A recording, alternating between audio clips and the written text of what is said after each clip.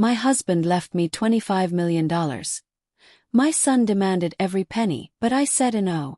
The screen fades in on a quiet lawyer's office. Papers are neatly stacked. The air feels heavy, almost suffocating. A middle-aged woman sits across from a lawyer, her hands trembling slightly as she holds a thick envelope.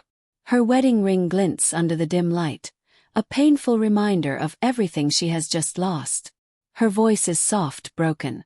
I thought when my husband died, the worst pain was over. The lawyer's expression is serious, sympathetic, but the tension in the room is unbearable. Suddenly the door opens and her son steps in. His face is tense, jaw set, as if he has been waiting for this moment. He doesn't even sit down before saying, "So? How much did he leave?" There is no grief in his tone, only impatience. The lawyer clears his throat and begins reading the will. Every penny of her late husband's fortune, all $25 million, goes directly to her.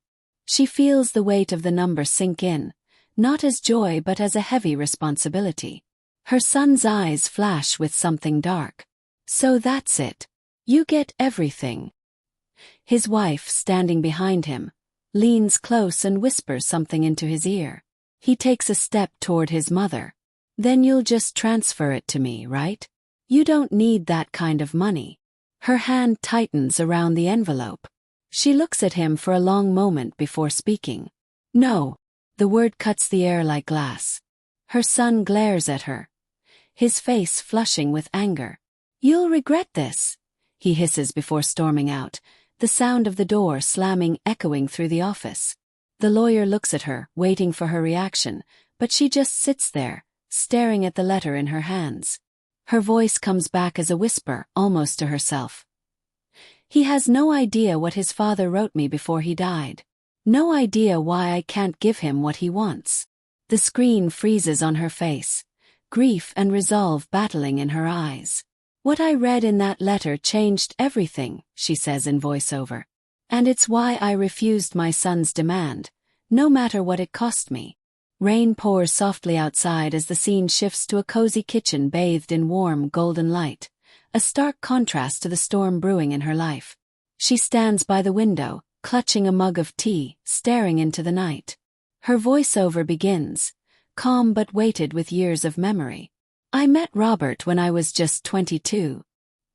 He wasn't rich then, just a stubborn, hard-working man who swore he would build a future for us with his bare hands if he had to." The camera drifts into a tender montage, a young version of her laughing as Robert fixes up their first tiny home, nights spent eating beans and rice by candlelight, the two of them dancing barefoot in the kitchen to an old record player. Then the montage shifts. His first big deal, their first house, the slow climb from struggling newlyweds to a respected, wealthy couple. "But as the money grew, so did the distance between me and my son." We see a teenage boy rolling his eyes at family dinners, asking for expensive gifts, slamming doors when told no. Later, an adult son demanding loans for failed business ideas, buying flashy cars, and introducing a girlfriend who immediately starts hinting about inheritance. Robert tried to warn him. He told him money could destroy a man's soul if he let greed take over. But our son never wanted to hear it. Quick flashes of arguments, Robert shouting, the son storming out, the mother trying to calm them both. Then a heartbreaking cut, Robert in a hospital bed, holding her hand. His voice weak but firm. "Promise me you'll protect what we built. Don't let him squander it." "Not yet. Not until he's ready." She nods through tears. The camera returns to the present. She sits at the kitchen table, the inheritance letter spread out before her, next to a photo of Robert smiling proudly. She touches the photo gently, her face set in determination. "I thought losing Robert was the worst pain I'd ever feel. I didn't know that saying no to my own son would hurt even more." Lightning flashes outside, casting her silhouette against the window, a woman caught between grief, love, and a duty she cannot break.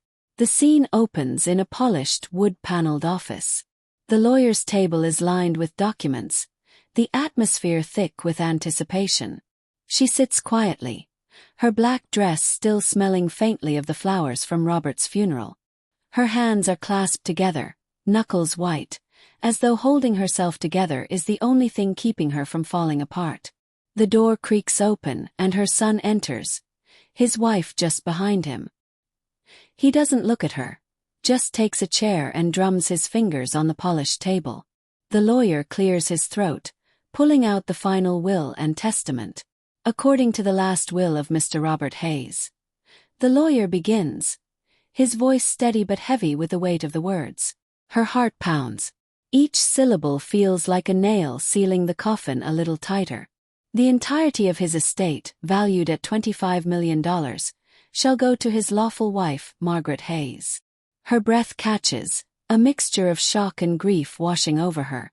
She knew Robert wanted her safe, but hearing the number aloud feels unreal, almost frightening. Her son leans forward, disbelief etched across his face. Wait, all of it? You mean there's nothing in there for me? The lawyer hesitates but nods. Your father left a personal letter to you, but no financial provision. He entrusted your mother to decide if and when she wishes to distribute any portion of the inheritance. The son's wife stiffens, whispering sharply in his ear. He glares at his mother, his voice rising. This is insane. You can't just keep it all. Dad wouldn't have wanted that. She swallows hard, forcing herself to meet his angry eyes. Your father trusted me, David. He wanted me to take care of everything, of you, in the right way. In the right time. Her son scoffs, pushing back his chair with a screech that fills the office. Right time. You're sitting on $25 million, and you think I should wait? For what, Mom? Until you're dead. The words hit her like a physical blow.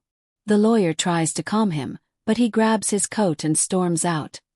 His wife following behind with a look of disgust. The door slams so hard the frame shakes. She sits frozen, staring at the letter the lawyer has just handed her, Robert's handwriting on the front. The lawyer gives her a moment before gently saying, "He wanted you to read this when you were ready." The camera lingers on her face as she tucks the letter close to her chest, her tears falling silently. Voiceover, trembling but strong. That letter was my lifeline. And it was the reason I couldn't, give my son what he demanded. The next evening, the house was eerily quiet. The grandfather clock in the hallway ticked like a drum of judgment as she sat in Robert's leather armchair, the letter still unopened in her lap. She had not eaten all day. A sudden knock rattled the front door, hard, angry. She flinched. When she opened it, David was standing there. His wife just behind him, her arms crossed like a shield. David's face was red, his jaw tight. "Mom, we need to talk," he said, stepping inside without waiting for an invitation. She tried to keep her voice calm. "David, it's late." "I don't care if it's late," he snapped, his voice echoing through the house. "I've had time to think, and I'm not going to sit around and wait for you to decide when I get what's mine." She stood straighter, her hands shaking slightly but her voice steady. "What's yours?" "David, that money was left to me. Your father trusted me to take care of it." His wife's sharp laugh cut through the room. "Take care of it? You mean hoard it while we're struggling to pay the mortgage? While David's business is drowning?" She blinked, stunned. "Business? What business?" David's eyes flickered with something. Guilt? Shame? But he doubled down. "My company is in trouble, Mom. I need cash now. You have $25 million sitting in the bank. Are you seriously telling me you won't help your own son?" Her heart twisted.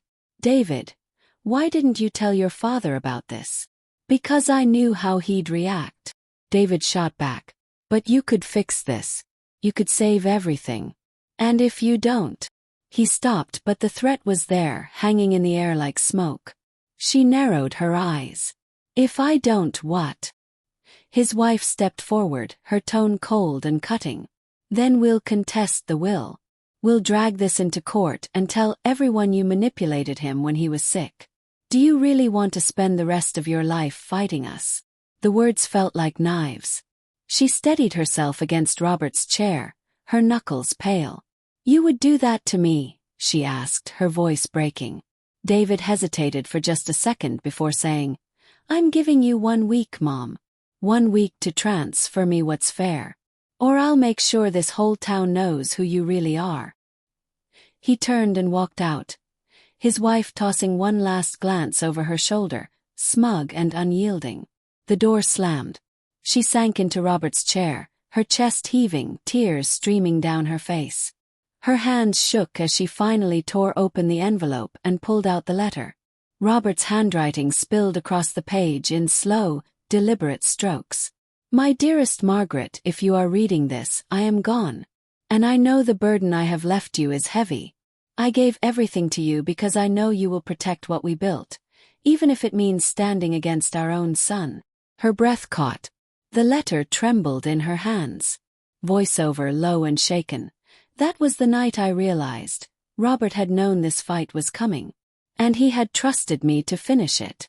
The next morning she woke before sunrise. The house was still, the world outside quiet.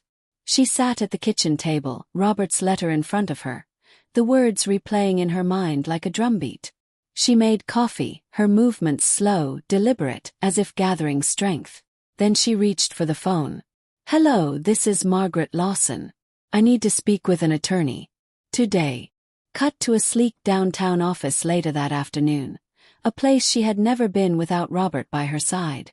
The lawyer, a calm, sharp-eyed woman in a navy suit, greeted her with a firm handshake. "I read the will last night," Margaret said, sliding the letter across the desk. "My son is threatening to contest it if I don't give him what he wants. I need to know where I stand." The lawyer read quietly, her expression unreadable. Then she looked up. "Your husband's will is airtight. He gave you full control. If your son contests it, it will be a long, public, expensive battle, but you will almost certainly win." Margaret exhaled slowly, relief and fear mingling. "I don't want a battle. I just want to protect what Robert built. And," she hesitated, "I need to know why David is so desperate." The lawyer nodded. "I can have my investigator run a full financial profile on him. Business records, debts, everything." Margaret's eyes hardened. "Do it. And discreetly. I need to know what I'm really up against." Cue a tense montage. A private investigator snapping photos of David meeting with shady-looking investors, scanning documents late at night, piecing together bank statements. Days pass. Margaret waits by the window each evening, her worry growing. Finally, the lawyer calls her back to the office and spreads a file across the polished desk. "Your son's company is over $3 million in debt," she said softly. "He's taken out high-interest loans with dangerous people. If he doesn't get cash soon, he could lose everything, and I mean everything." Margaret's stomach dropped. Images flashed in her mind. David as a boy, running through the yard with a toy airplane, Robert holding him on his shoulders. All those years they tried to teach him responsibility. "Why didn't he come to me before it got this bad?" she whispered. The lawyer's tone was careful. "Because, Mrs. Lawson, this isn't just about business. He's been gambling. Look, some of this debt isn't even company debt. It's personal." Margaret's breath caught. "Oh my God." The camera holds on her face, grief and anger warring within her. Then her expression shifts, steel in her eyes. Voiceover. "I knew then that giving him the money wouldn't save him. It would destroy him. And I wouldn't let my son go down that road." She stood smoothing her skirt. "Thank you. That's all I needed to know." Outside, the late afternoon sun blazed against the city skyline. She stepped onto the sidewalk with a new resolve. That night, she pulled out a notebook and began writing. Numbers, plans, strategies. If David was going to force a war, she was going to be ready. The week passed faster than she expected. The house no longer felt like a sanctuary. It felt like a battleground waiting for the first shot to be fired. On the 7th day, right at sunset, tires crunched on the gravel driveway. Margaret's heart pounded as she saw David's truck pull up, dust rising behind it like smoke. He stormed inside, not bothering to knock this time. "Did you do it?" he demanded, standing in the living room, fists clenched. Did you transfer the money? Margaret set down the notebook she'd been writing in and looked at him steadily. No, David. I didn't. His face darkened. Unbelievable. After everything Dad built, after everything I've been through, you still won't help me. She rose slowly, standing toe-to-toe with him. Her voice was calm but firm, cutting through the tension like a blade. You don't want help, David. You want a bailout. You want to keep running from the mess you made instead of facing it. He flinched. You don't know what you're talking about. Yes, I do. She stepped closer, her eyes unblinking. I know about the debt. I know about the loans. I know about the gambling. His face went pale. For a moment, he looked like the little boy she used to tuck into bed. Caught, scared, desperate. Then his jaw hardened. You had me followed. I had to find out the truth, she said, her voice trembling with pain. Robert trusted me to protect this family, even from you if I had to. David's voice cracked, anger and humiliation mixing. You think you're protecting me? You're ruining me. No, she said, her voice steady now. I'm giving you the one thing your father and I never gave you. A chance to grow up. To take responsibility. To fight for something instead of having it handed to you. For a moment, silence filled the room, heavy and suffocating. David's wife, who had been standing near the door, broke it with a scoff. This is ridiculous. David, let's go. We'll file the lawsuit first thing tomorrow. She wants a fight. We'll give her one. David hesitated. His eyes still locked on his mother's. She could see the war in his expression. Pride, anger, fear. Go ahead, Margaret said softly. Take me to court. But know this, if you do, everything will come out. Every debt, every bad decision. You won't just lose this money, David. You'll lose your name. Your father's name. The words landed like a blow. David's fists loosened. For a moment, it looked like he might cry. But instead, he turned sharply and stormed out, his wife trailing behind him. The door slammed so hard the walls shook. Margaret stood frozen, breathing hard, tears stinging her eyes. Voiceover, quiet and resolute. For the first time since Robert died, I felt strong. But I also knew this wasn't over. My son was about to learn the hardest lesson of his life, and I was the one who would have to teach it. The lawsuit arrived 3 days later, delivered by a stone-faced courier in a crisp suit.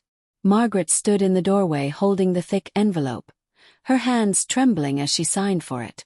She set it on the dining table and just stared at it for a long moment. The house felt impossibly quiet, as though it too was holding its breath. When she finally opened it, the words blurred together. Petition to contest the will, undue influence, mental incapacity. Felt like a punch to the gut. Robert's name was there in black and white, being dragged through legal mud by the very son he had once carried on his shoulders. She sank into a chair, the paper crumpling slightly in her grip. Then she straightened her back, wiped her tears and picked up the phone. File our response, she told her attorney, her voice steady now. We fight. Cue a montage. Margaret meeting with her lawyer, sitting through long strategy sessions, poring over documents late into the night. In town, whispers began to spread. At the grocery store, neighbors glanced at her with curious, pitying eyes. At church, a few women whispered in the pews behind her. She's really not giving David a dime. I heard he's broke, like really broke. Can you imagine? Suing your own mother. Margaret kept her head high, but inside, every word cut deep. One afternoon, she found herself at Robert's grave. The autumn wind rustled the leaves around her as she knelt, tracing his name on the headstone with her fingers. Robert, I'm trying, she whispered, her voice breaking. But it feels like I'm losing him. I don't know how much more I can take. Back at home that night, she stood in the kitchen when the phone rang. It was her lawyer. Margaret, we have a problem. David's legal team just filed a motion to freeze some of your assets while the case is ongoing. It's aggressive. They're trying to squeeze you. Margaret gripped the counter, her heart pounding. Can they do that? They can try, the lawyer said grimly. But we'll fight it. It just means things are about to get uglier. The camera lingers on Margaret's face, tired but unbroken. She takes a deep breath, squares her shoulders, and walks back to the table where Robert's letter still sits, now worn from being opened so many times. Voiceover. This was no longer just about money. This was about Robert's legacy. About who we were as a family. About whether my son would let greed win, or find the man his father always hoped he would become. The courtroom was packed on the first day of trial. Reporters scribbling notes, neighbors sitting quietly in the back, even distant relatives who hadn't spoken to Margaret in years, all waiting to see the family drama play out. Margaret sat at the plaintiff's table in a navy dress, hands folded tightly in her lap. Across the aisle, David sat with his lawyer, jaw clenched, refusing to meet her eyes. The judge entered, the bailiff called for order, and suddenly it was real. David's lawyer went first, painting a picture of a grieving widow, not of sound mind, who had been unduly influenced when Robert wrote the will. He claimed Margaret was hoarding the inheritance and depriving her son of what was rightfully his. Margaret's attorney stood next. Calm, measured, powerful. This case is not about greed. It is about honoring a man's final wish. Robert knew exactly what he was doing when he left his fortune to his wife. He trusted her to protect it, to preserve what he worked for. This is about respect for the law and for his memory. When it was Margaret's turn to take the stand, the room went silent. She placed her hand on the Bible, swore to tell the truth, and sat down. Her lawyer asked gently, "Mrs. Walker, can you tell the court why Robert left the money to you, and not directly to your son?" Margaret's voice wavered at first, but then it grew stronger. Robert loved David. But he worried what money would do to him. He used to say, "Money should build you, not break you." He trusted me to give David what he needs, when he's ready to handle it. And I believe he's not ready yet. David's lawyer stood for cross-examination. "So you admit you are withholding the money from him?" Margaret nodded. "I am protecting it and him. That's what Robert asked me to do." David shifted uncomfortably at the table, his face reddening. Then came the most dramatic moment. Margaret's lawyer pulled out a sealed envelope. "Your Honor, we have a letter written by Robert Walker, discovered in his safe deposit box. We ask that it be entered into evidence." The judge nodded. The letter was read aloud, Robert's words echoing through the courtroom. "If you are reading this, I am gone. Margaret, my love, I leave everything to you because I trust you more than anyone. David, if you are fighting this, stop. Learn to build your own fortune. When you are ready to be a man who sees money as a tool, not a prize, your mother will know. This is my final wish." The courtroom was silent, so silent you could hear the rustle of papers on the judge's desk. David's eyes filled with tears, but his jaw remained tight. Margaret turned to look at him for the first time. Her face was wet with tears, but there was no anger there, only sorrow. Voiceover. It wasn't about punishing him. It was about saving him from the very thing that destroyed so many families. Greed. The final day of the trial arrived like a storm cloud. The courtroom was tense, every seat filled, everyone holding their breath. The judge entered, papers in hand, and began to read the decision. In the matter of David Walker versus Margaret Walker, this court finds no evidence of undue influence or mental incapacity. The will stands as written. The estate remains in the control of Mrs. Walker. There was a collective gasp, followed by murmurs rippling through the room. Margaret closed her eyes and exhaled shakily, clutching her attorney's hand. Across the aisle, David sat frozen. For a long moment he didn't move. Then he stood abruptly, his chair scraping against the floor, and walked out of the courtroom without a word. Margaret's lawyer leaned toward her. "You won." But Margaret didn't smile. She simply nodded, tears in her eyes.